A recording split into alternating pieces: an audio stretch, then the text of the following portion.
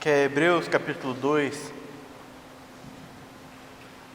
Hebreus capítulo 2, porção um pouco longa, do versículo 5 até o versículo 18. Mas essa porção tem algo muito importante para nos ensinar. Nós temos lições aqui fundamentais para a nossa fé. Vamos estar orando, irmãos?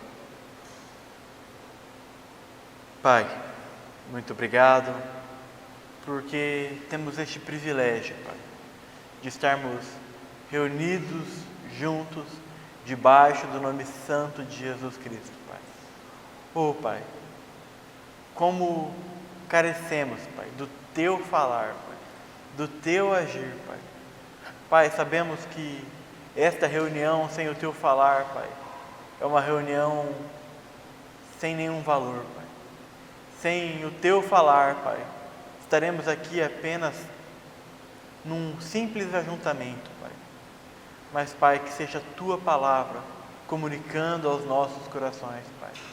Nos colocamos como igreja na Tua dependência, Pai, para que o Senhor fale conosco, nos ensine, Pai, mais e mais da Tua palavra. Oh, Pai, revela-nos, Pai, e forma em nós cada dia mais do caráter bendito de Cristo, Pai. É o que nós necessitamos. Em Cristo que oramos. Amém. Irmãos, se tem algo que me comove, me toca profundamente, é a obra missionária. Não sei se os irmãos já se interessaram e procuraram entender, mas pessoas com muitos bens, com muitas posses, pessoas com seus direitos, elas abandonam tudo isso para ir pregar o Evangelho. Então a gente vê muitas pessoas, muitos irmãos, que abandonam o seu conforto para ir viver num lugar de desconforto. Em lugares subdesenvolvidos como na Ásia, na África, no Oriente Médio, com o intuito de levar Cristo a essas pessoas que estão num lugar de tremendo risco e dificuldade. Então, missionários, eles se esvaziam daquilo que eles têm para ir levar a Cristo. Então, nesses lugares, eles enfrentam perigos que eles não enfrentavam antes. Eles encontram riscos que eles não tinham antes. Eles descem um degrau no nível da desonra. Então, é um esvaziamento. E se a gente olhar do ponto de vista humano, toda vez que o ser humano desce esse degrau, é uma desonra, é uma vergonha. Porque, como assim? Você está num lugar bom e você vai para um lugar pior. Irmãos, isso é uma humilhação do ponto de vista humano. E é sobre isso que eu quero falar hoje. Porque, por mais que esses irmãos sofram essa humilhação de sofrerem esses riscos, desconfortos, sofrerem esse esvaziamento, o nosso Senhor Jesus, Ele foi aquele que se esvaziou de toda a sua plenitude. Irmãos, nosso Senhor Jesus subiu todos os degraus da desonra para vir buscar o seu povo. Deus se fez homem, o Verbo se fez carne. Nós ouvimos muito sobre isso no final do ano, né? Chega o período do Natal, muitos falam do Deus que se fez homem, do Deus que se encarnou, do menino Deus que nasceu em Belém. Nós escutamos muito sobre isso nesse período do ano que nós estamos. Irmãos, e é o que nós vamos tentar entender hoje, aqui nesse texto de Hebreus. Por que Deus se fez homem? Por que Cristo se encarnou? Ele não poderia simplesmente enviar anjos para nos salvar? Ele não poderia simplesmente, lá do seu trono dos céus, dar um estalar de dedo e resolver todos os nossos problemas? Por que Deus teve que se fazer homem? Irmãos, a gente vai encontrar a resposta nessa porção de Hebreus. Diz o seguinte, Hebreus capítulo 2, versículo 5. Pois não foi a anjos que sujeitou o mundo que há de vir, sobre o qual estamos falando. Antes, alguém em certo lugar deu pleno testemunho dizendo: que é o homem que dele te lembres, ou o filho do homem que o visites? Fizeste-o por um pouco menor que os anjos de glória, e de honra o coroaste, e o constituíste sobre as obras das tuas mãos. Todas as coisas sujeitaste debaixo dos seus pés. Ora, desde que lhe sujeitou todas as coisas, nada deixou fora do seu domínio. Agora, porém, ainda não vemos todas as coisas a ele sujeitas. Vemos, todavia, aquele que por um pouco, tendo sido feito menor que os anjos, Jesus, por causa do sofrimento da morte, foi coroado de glória e de honra, para que pela graça de Deus provasse a morte por todo o homem. Porque convinha que aquele que, por cuja causa e por quem todas as coisas existem, conduzindo muitos filhos à glória, aperfeiçoasse por meio dos sofrimentos o autor da salvação deles. Pois tanto o que santifica como os que são santificados, todos vêm de um só. Por isso é que ele não se envergonha de lhe chamar irmãos, dizendo: a meus irmãos declararei o teu nome, cantar-te-ei louvores no meio da congregação. E outra vez, eu porei nele a minha confiança, e ainda, eis aqui estou, eu e os filhos que Deus me deu. Visto, pois, que os filhos têm participação comum de carne e sangue, destes também ele igualmente participou, para que por sua morte destruísse aquele que tem o poder da morte, a saber, o diabo, e livrasse todos que pelo pavor da morte estavam sujeitos à escravidão por toda a vida. Pois ele, evidentemente, não socorre a anjos, mas socorre a descendência de Abraão. Por isso mesmo, convinha que, em todas as coisas, se tornasse semelhante aos irmãos, para ser misericordioso e fiel sumo sacerdote nas coisas referentes a Deus, e para fazer a propiciação pelos pecados do povo. Pois naquilo que ele mesmo sofreu, tendo sido tentado, é poderoso para socorrer os que são tentados. Irmãos, às vezes é uma porção que a gente se depara e a gente lê de forma tão convencional, como se fosse um jornal, né? E nós não entendemos. Nós lemos tão rápido e não entendemos a profundidade daquilo que nós acabamos de ler. Às vezes, com as palavras que o autor de Hebreus usa, parece que o texto é um pouco difícil de entender. Mas, irmãos, Hebreus é uma carta muito preciosa para nós. Hebreus é uma carta que fala do ministério de Cristo após a sua ressurreição. Ele sendo como o sumo sacerdote do povo de Deus. Irmãos, essa é uma carta que faz um paralelo muito precioso do Antigo Testamento e do Novo Testamento. Aqui nós precisamos ter essa compreensão de que tudo aquilo que estava no Velho Testamento, todas aquelas figuras, aquelas sombras, aqueles cordeiros, apontavam para Cristo.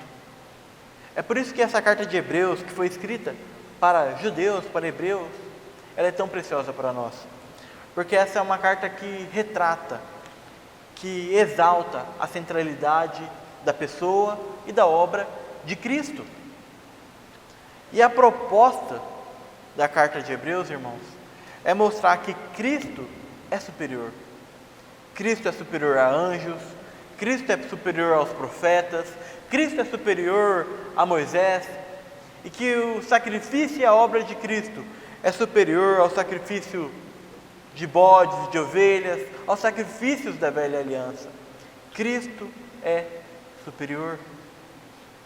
E no versículo 5, nós vemos esse início, dizendo o seguinte: pois não foi a anjos que sujeitou ao mundo que há de vir, sobre o qual estamos falando. Muitos naquela época, quando foi endereçada essa carta, acreditavam que eram anjos que iam governar o mundo, que Deus tinha dado o domínio a anjos. Irmãos, não foi a anjos que Deus sujeitou o domínio de todas as coisas. Essas seitas judaicas que acreditavam dessa maneira estavam totalmente equivocadas. E o autor aqui de Hebreus já quebra essa ideia, porque é Cristo que vai governar todas as coisas. Na verdade, é Cristo quem governa todas as coisas. E é o que ele reforça aqui no versículo 6. Do versículo 6 a 8, olha o que ele diz aqui. Antes, alguém em certo lugar, esse alguém aqui é Davi. E esse certo lugar é no Salmos 8, tá, irmãos? Então, alguém em certo lugar, Davi, no Salmos 8, deu pleno testemunho, dizendo: que é o homem que dele te lembres, ou o filho do homem que o visites? Fizeste-o por um pouco menor que os anjos de glória, e de honra o coroaste, e o constituíste sobre as obras das tuas mãos. Todas as coisas sujeitaste debaixo dos seus pés. Essa é uma porção do Salmo 8. E irmãos, esse salmo, ele começa exaltando a grandiosidade de Deus. No Salmo 8, ele está falando da grandeza da criação, que Deus formou os montes com a ponta do seu dedo, que o Senhor é magnífico, que o Senhor é muito exaltado e grande, grande é a sua obra, e se a obra do Senhor é grande, quanto mais é o Senhor que fez a obra. Então no Salmos 8 ele exalta o Senhor, que nos céus ele estabeleceu sua majestade, que as estrelas são obras dos dedos do Senhor. Irmãos, Salmo 8 exalta o Senhor de tal maneira, que ele chega e fala: e que é o homem, para que dele te lembres? Irmãos, o salmista fala da pequenez do homem. Quão pequeno nós somos, para que o Senhor se lembre de nós. Qual que é o nosso tamanho, o nosso poder, a nossa honra, para que o Deus de todo o universo se importe para conosco? Não tem motivo, ainda mais um ser que foi corrompido pelo pecado. Nós já somos pequenos por natureza, ainda mais somos corrompidos pelo pecado, mortos espiritualmente falando, caídos em delitos e pecados, merecedores do inferno eterno. Quem somos nós para que o Senhor se importe conosco? Irmãos, o Senhor lá no seu trono de glória, de eternidade, com todos os seus atributos de onisciência, onipotência, onipresença, eternidade, em toda a sua plenitude de poder lá na glória. O que ele teve que ele se importou conosco? Seres tão pequenos, desprezíveis, sem valor, na verdade com valor totalmente corrompido. Mas irmãos, o Senhor se importou conosco, porque Ele mesmo nos criou. O Senhor, Ele moldou o homem, Ele formou o homem, e como diz nesses Salmos, Ele formou o homem para governar, para ter domínio sobre todas as coisas dessa terra. Porém, nós sabemos que o homem perdeu esse domínio, porque o homem pecou, o homem caiu, o homem perdeu o domínio sobre todas as coisas. E é aqui que a gente encontra o primeiro motivo, porque Cristo teve que se fazer homem, porque Ele desceu como o homem perfeito, o homem de acordo com o coração de Deus, o homem sem pecado, o homem que tinha o domínio sobre todas as coisas, pois na palavra fala que o domínio sobre todas as coisas seria dado ao homem. É por isso que o homem, Deus fez homem, E esse homem tem o domínio de todas as coisas. Ele é o homem perfeito. Olha a continuação do versículo 8. Ora, desde que lhe sujeitou todas as coisas, nada deixou fora do seu domínio. Irmãos, quando Cristo foi ascenso ao céu, Ele recebeu honra, glória, poder, majestade. Nada está fora do domínio de Cristo, irmãos. Nada. Ele tem controle sobre todas as coisas. Cristo governa sobre todas as coisas, quer invisíveis ou visíveis. Ele tem todo o poder. Cristo é aquele que tem domínio sobre tudo, inclusive sobre nossas vidas. Mas a continuação diz o seguinte: agora, porém, ainda não vemos todas as coisas a Ele sujeitas. Parece que o texto se contradiz aqui, né? Como assim? Fala que não tem nada fora do seu domínio, mas nós não vemos a Ele as coisas sujeitas. O que esse texto quer falar para nós? Por que ele parece se contradizer? Mas, irmãos, a gente tem que entender essa palavra que é utilizada aqui, vemos, porque é uma palavra no grego que é oral. Existem algumas palavras que descrevem esse vemos na Bíblia, que é oral, blepo, escopeu, eido. Tem tantas palavras no grego. Essa palavra oral fala sobre não percebemos com os nossos olhos. Você já olhou ao seu redor, irmãos, e viu os desastres que acontecem nesse mundo? São tantas catástrofes, pessoas sofrendo, desastres naturais, crianças morrendo de fome. Será que todas as coisas estão sob o domínio de Cristo, nesse mundo tão conturbado? Será que nós já refletimos sobre isso? Por que todas as coisas convergem para o sofrimento? Por que sofremos se todas as coisas estão sob o domínio de Cristo? É por isso que o autor fala que nós não vemos. Nós não vemos com os nossos olhos humanos. Às vezes nós não percebemos. E esse é o sentido. Nós não percebemos as coisas sujeitas a Cristo. É por isso que Paulo fala que nós devemos se atentar às coisas que não se veem, não nas que se veem, porque as que não se veem são eternas. Irmãos, embora as coisas pareçam estar um caos aqui, Cristo está no controle. Cristo governa sobre todas as coisas. No sofrimento, Ele governa. Na verdade, Ele está junto conosco no sofrimento. Por mais que as coisas pareçam difíceis em nossas vidas, e nós enfrentemos vários problemas, Cristo está presente e governando, mesmo em meio ao sofrimento. Ele é aquele que tem todo o domínio, autoridade, nada está fora do seu domínio. Da mesma maneira que ele fala no versículo 8 aqui, que nós ainda não vemos, ele começa o versículo 9 com um vemos. Vemos todavia. Se nós não vemos uma coisa, aqui ele fala vemos de novo. Só que ele utiliza outra palavra. Vemos no sentido de discernirmos.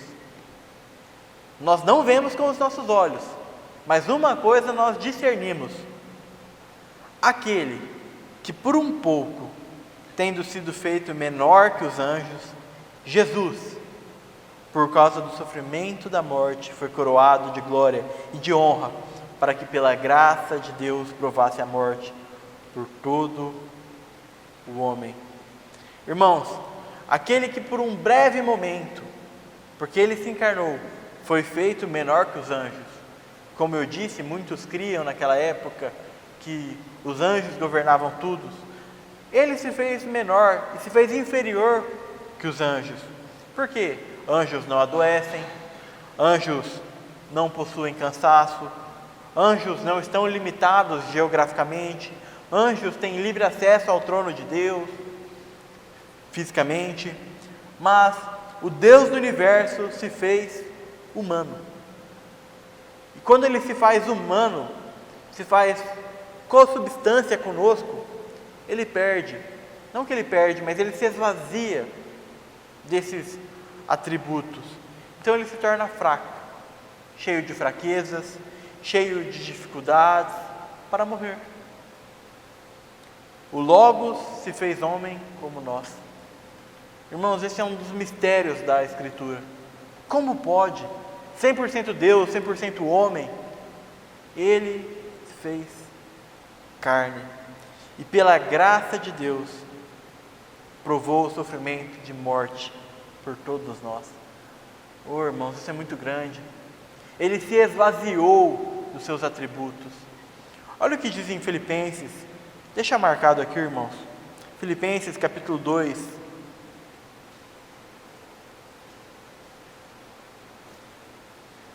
Versículo 5.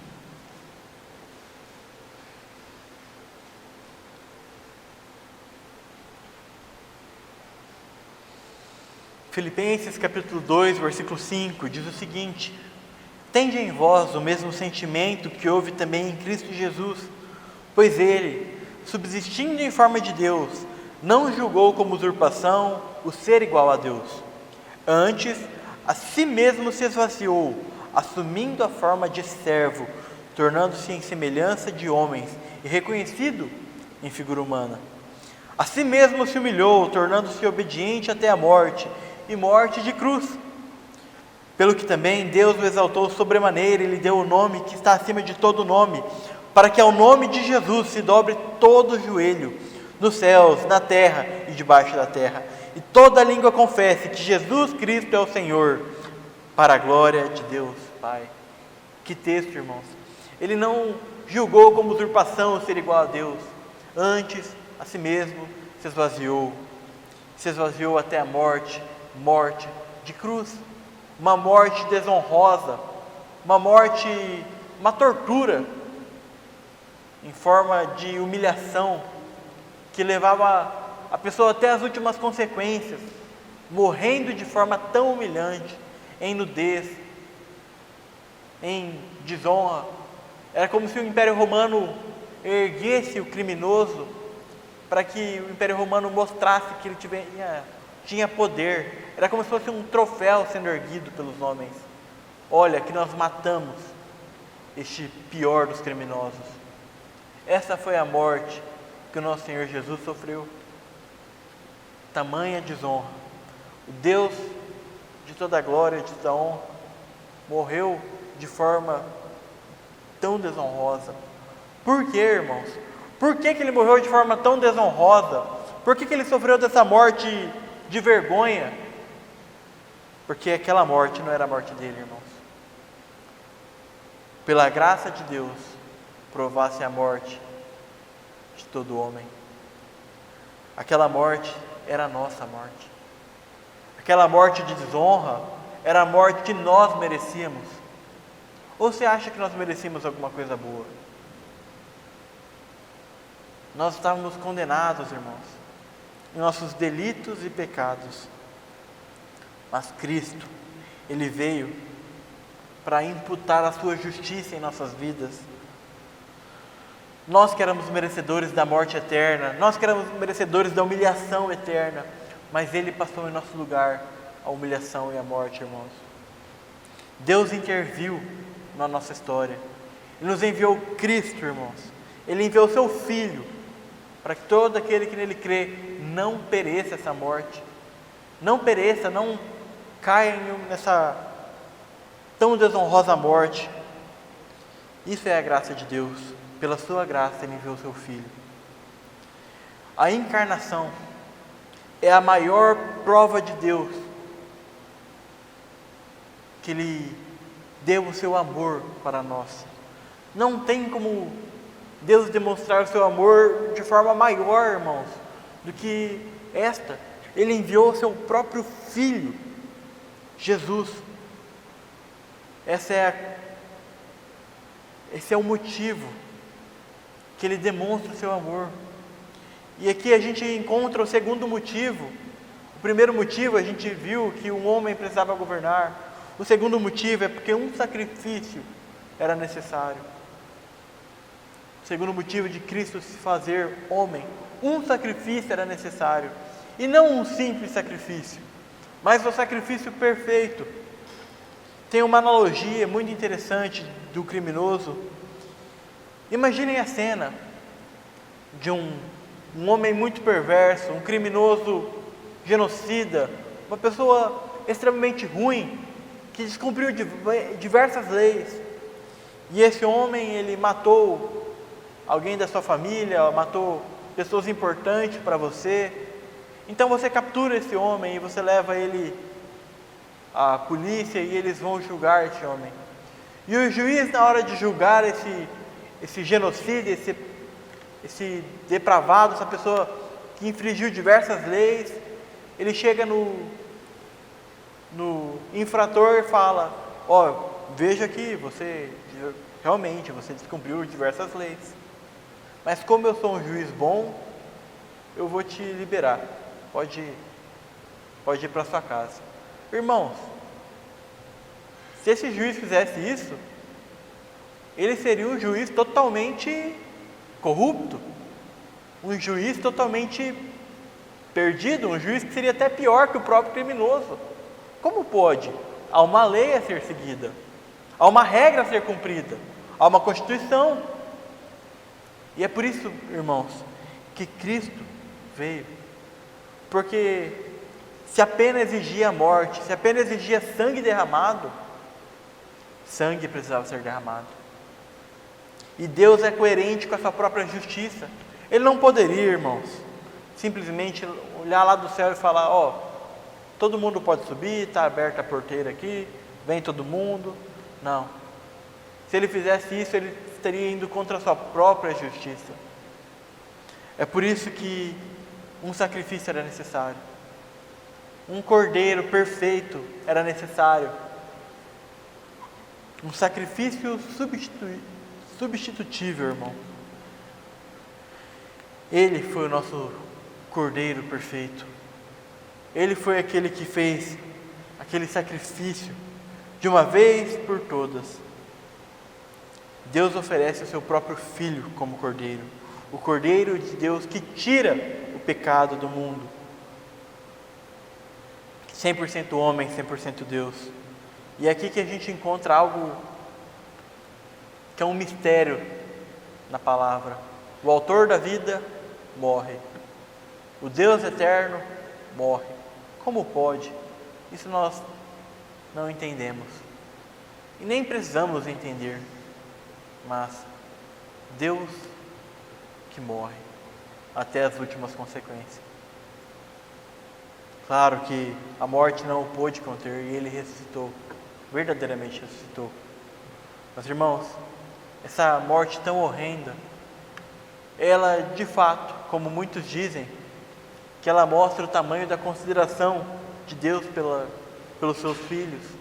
E é uma verdade, mas ela também nos mostra a gravidade do nosso pecado. Porque, irmãos,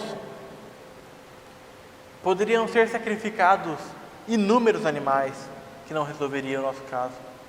Poderia ser sacrificado bodes, carneiros, como dizia na velha aliança. Não seria suficiente para resolver o problema do nosso pecado. Poderia, na verdade, pegar todos os oceanos, montanhas, até mesmo as estrelas, colocar num caldeirão e sacrificar tudo aquilo para o Senhor. Ainda assim não pagaria o preço pelo nosso pecado. Nosso pecado é uma ofensa muito séria. Por isso o maior preço, aquilo que tinha o maior valor no universo, o próprio Deus desceu. Aquele que foi o ofendido pelos nossos pecados, Ele fez o sacrifício definitivo para nos lavar, nos purificar de cada um dos nossos pecados. Irmãos, essa é a graça de Deus, que prova a morte por cada homem. Que graça maravilhosa! Esse é o nosso Senhor. Olha a continuação aqui, irmãos. Porque convinha que aquele por cuja causa e por quem todas as coisas existem, ou seja, por meio dele, para ele, porque dele são todas as coisas, a gente conhece aquele texto. Ele é o autor de todas as coisas, tudo foi feito para ele.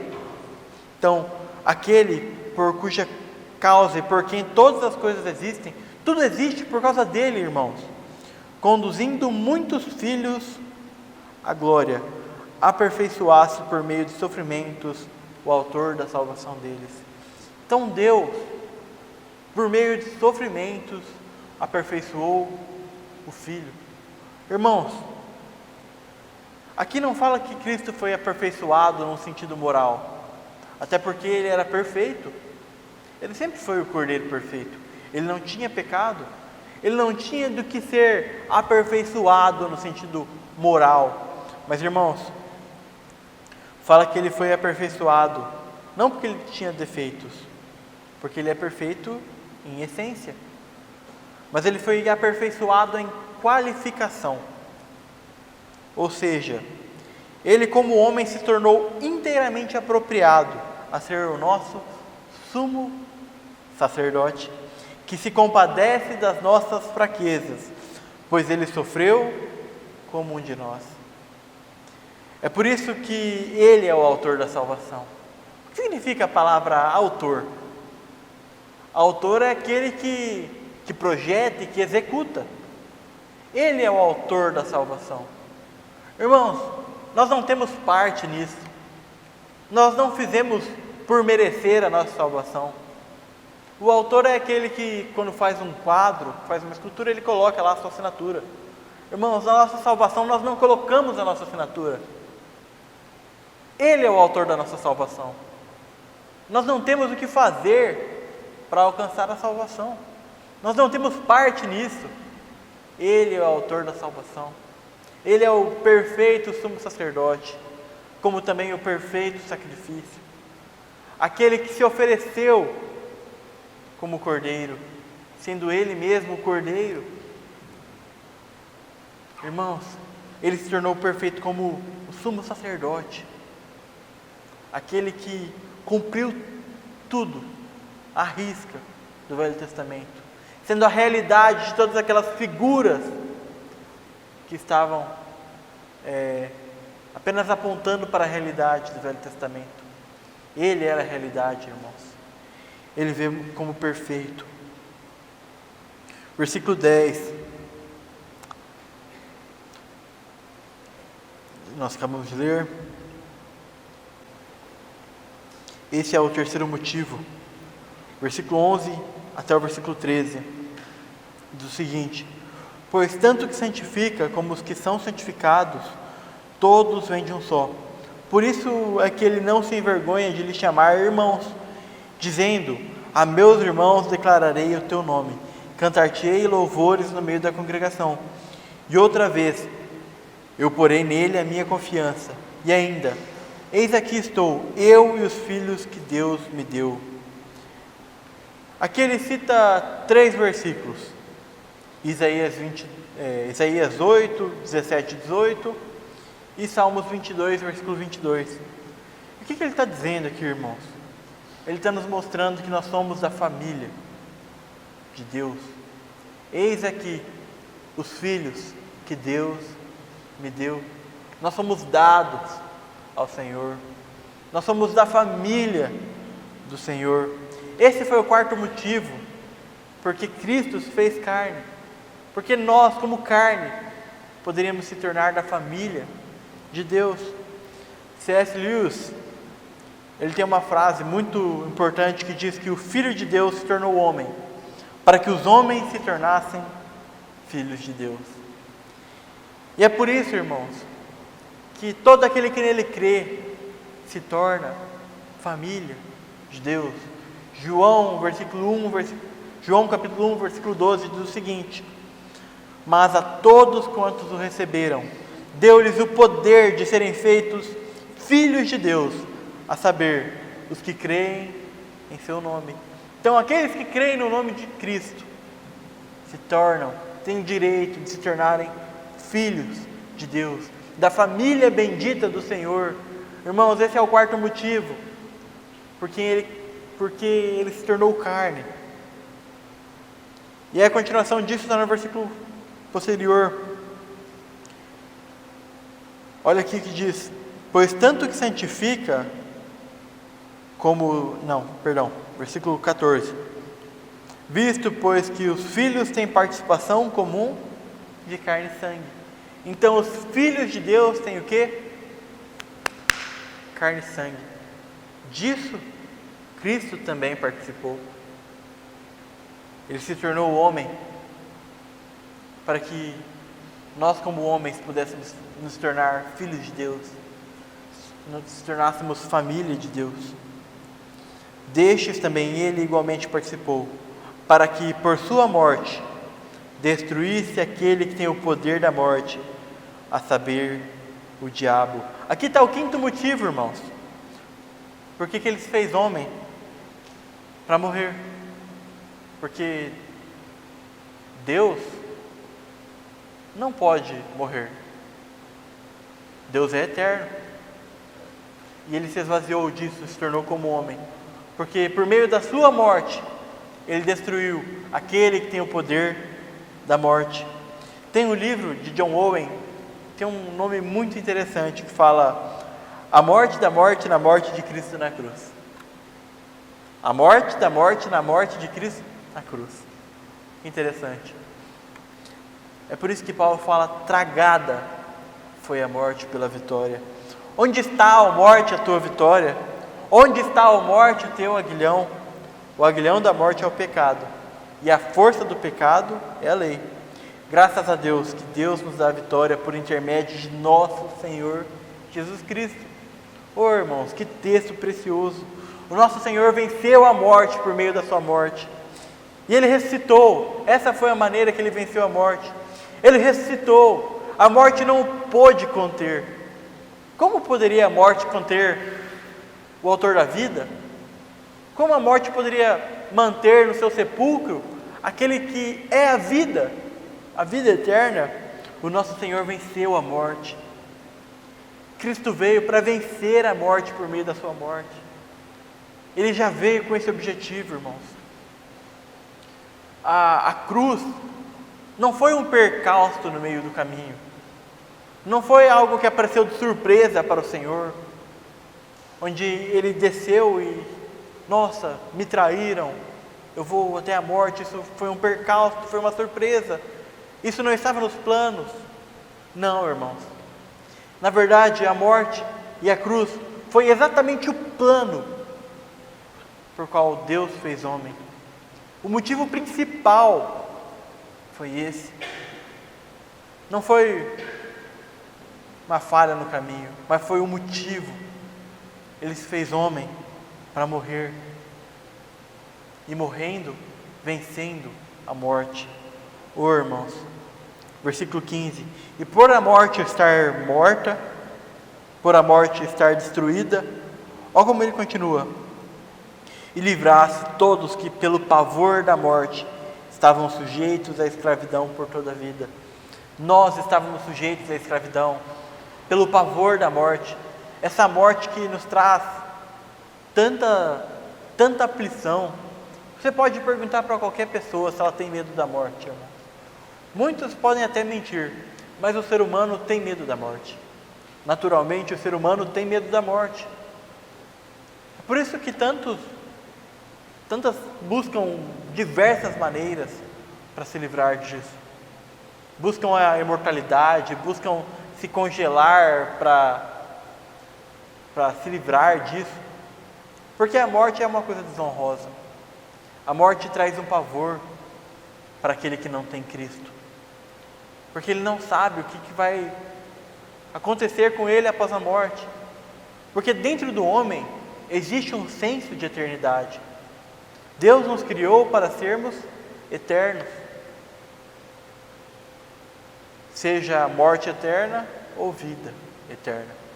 Por isso que após a morte aqui, irmãos, o ser humano ele tem dentro de si um pavor. Ele não sabe o que vai acontecer. Nós sabemos, é claro. Aqueles que não têm a Cristo vão perecer eternamente no inferno. Mas aqueles que têm a Cristo vão passar toda a eternidade com Ele. Mas irmãos, o ser humano que tinha esse pavor da morte, ele nos livrou, porque a morte foi vencida pela vida. Que temor nós teremos diante da morte, irmãos? Será que nós temos medo da morte? Se a morte já foi vencida? Será que nós temos medo de partirmos desse mundo? Se nós vamos estar junto com Ele, que é incomparavelmente melhor, irmãos, a morte para nós vai ser só um meio de estarmos juntos com o Senhor. Por isso que nós não precisamos mais temer a morte. Nós que estávamos escravos desse medo, não precisamos mais temer a morte. Versículo 16: pois Ele evidentemente não socorre anjos, mas socorre a descendência de Abraão. Irmãos, quando os anjos caíram, quando Lúcifer fez a rebelião e os anjos caíram em pecado, Deus não mandou um Cristo para os anjos. Deus não proporcionou um meio dos anjos serem reconciliados. Ele não socorreu a anjos, Ele não socorre anjos. Nós sabemos que anjos caíram, se tornaram demônios. Deus não veio para socorrer anjos, mas Ele socorre a descendência de Abraão. Ele veio para socorrer a homens, aqueles que são menores que os anjos, aqueles que são muito fracos, que não têm valor algum. O que é o homem para que dele se lembres, como nós lemos no início? Aqueles que são como a areia no deserto, tão pequenos, tão sem valor, são inúmeros, mas o Senhor veio para socorrer. Não socorreu a anjos, mas socorreu aos seus filhos. A descendência de Abraão é aqueles que têm a fé de Abraão. Versículo 17 e 18, para concluirmos: por isso mesmo convinha que em todas as coisas se tornasse semelhante aos irmãos, para ser misericordioso e fiel sumo sacerdote nas coisas referentes a Deus, e para fazer propiciação pelos pecados do povo, pois naquilo que Ele mesmo sofreu, tendo sido tentado, é poderoso para socorrer os que são tentados. Irmãos, este é o sexto motivo. Ele se tornou semelhante a nós para se tornar compassivo. Irmãos, Ele se tornou semelhante a nós não para que Ele entendesse o que nós passamos aqui, porque Ele é onisciente. Você acha que Deus não entende os nossos sofrimentos? Ele entende, porque Ele tem todo o entendimento. Mesmo se Ele não se fizesse carne, Ele entenderia as nossas dores, Ele entenderia as nossas tentações, Ele entenderia as nossas dificuldades, pois Ele entende todas as coisas. Ele é onisciente, tem todo o conhecimento. Mas irmãos, Ele se fez carne e passou por cada um dos nossos sofrimentos, por cada uma das nossas dificuldades. Ele se fez carne e sofreu frio, fome, calor, sede, teve que trabalhar, teve as suas dificuldades, teve que cuidar da sua família. Cada um dos nossos sofrimentos diários Ele passou, não para que Ele nos entendêssemos, mas para que nós entendêssemos que Ele nos entende. Isso é um pouco complexo de nós entendermos, né? Porque se Ele não tivesse feito carne, nós poderíamos ter como desculpa: ah não, mas o Senhor não me entende, o Senhor está aí no seu trono de glória, o Senhor não passa o que eu passo. Mas irmãos, Ele passou, Ele viveu entre nós, Ele sofreu cada um dos nossos sofrimentos que nós passamos. É por isso que Ele se tornou compassivo e misericordioso. Ele nos entende, Ele entende as nossas dificuldades, irmãos. E Ele é aquele que nos socorre em nossas dificuldades. Quem é o Senhor que tem nos dado essas coisas, irmãos? É por meio dessa encarnação. Ele nos dá esse entendimento que nós temos um Cristo que é soberano. Ele se fez homem, porque a palavra dizia que o homem deveria governar todas as coisas. Ele se fez homem para vencer a morte. Ele se fez homem para que provasse a morte de todo homem, porque um sacrifício era necessário. Ele se fez homem para nos entender. Ele se fez homem para que não tivéssemos mais o medo da morte. Oh, irmãos, que Cristo nós temos! Esse é um dos mistérios que nós nunca vamos entender. O Eterno se fez homem. O Eterno nasceu e morreu. O Onisciente teve que aprender. O Onipresente estava limitado ali, naqueles Oriente Médio, na Judéia, na Galileia. O Onipotente teve necessidades. Oh, irmãos, isso é muito grande. O que isso nos implica? O que nós temos como implicação desses textos que nós acabamos de ler? É que nós temos um Cristo que é soberano e que governa sobre tudo. Um Cristo que está hoje nos céus, ascenso aos céus novamente. E Ele governa sobre tudo e todos. Tudo que acontece em nossas vidas, nada saiu do controle dEle. Segunda implicação é que nós temos um Cristo gracioso que nos salva. Oh, irmãos, nós somos salvos dos nossos pecados. Nós somos salvos da nossa rebelião contra o Senhor. Nós somos lavados e purificados de cada um dos nossos pecados. Ele nos levou aos lugares celestiais em Cristo. E hoje nós temos a esperança, uma viva esperança, de quando morrermos, nos encontrarmos com Ele. Terceira implicação é que nós temos um Cristo misericordioso que está perto de nós. Mesmo em nossas fraquezas, em nossas falhas, Ele está conosco. Ele está dentro de nós. Embora nós possamos passar por tudo que nós passamos, Ele está junto conosco. Ele nos entende. Ele é aquele que nos socorre, independente da dificuldade, independente da tribulação, independente da dor que nós passamos, independente da humilhação que nós passamos. Ele sofreu humilhação maior, Ele sofreu dor maior, Ele sofreu aflição maior. É por isso que Ele nos entende. E Ele não vem para fazer-nos sofrer cada vez mais, mas Ele vem para nos socorrer, para nos mostrar, mesmo em meio à dor, Ele está conosco. Ele não nos livra da dor em si, mas Ele nos livra da dor junto conosco. Irmãos, que Cristo nós temos.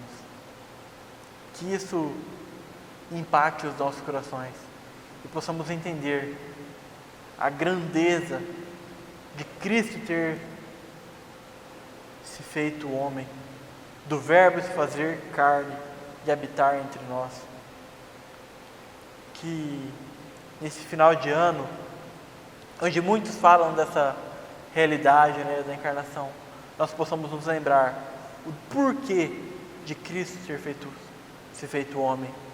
Irmãos, que isso seja vivo em nós e não nos esqueçamos, que possamos nos agarrar com mais firmeza às verdades já ouvidas, para que dela jamais nos desviemos. Amém? Pai, muito obrigado, Pai, por tamanha obra realizada por Cristo. Oh, Pai, Somos gratos por ter Cristo vindo nos resgatar, Pai. Oh, Pai, ter descido, se esvaziado do trono de glória e se feito um como nós, Pai. Para nos livrar, Pai. Para nos mostrar que temos esperança. Que temos uma viva esperança, Pai. Sendo Cristo mesmo a nossa esperança. Oh, Pai, obrigado, Pai, por tudo. Por tamanho sacrifício. Por tamanha vitória sobre a morte, Pai. Porque o Senhor tem cuidado de nós, Pai. O Senhor tem sido compassivo e misericordioso conosco, Pai. E tem nos socorrido, Pai, em nossas dificuldades, em nossas falhas e fraquezas, Pai. Continue nos sustentando, continue nos fortalecendo e nos ensinando, Pai, todas as coisas. Em nome de Jesus. Amém.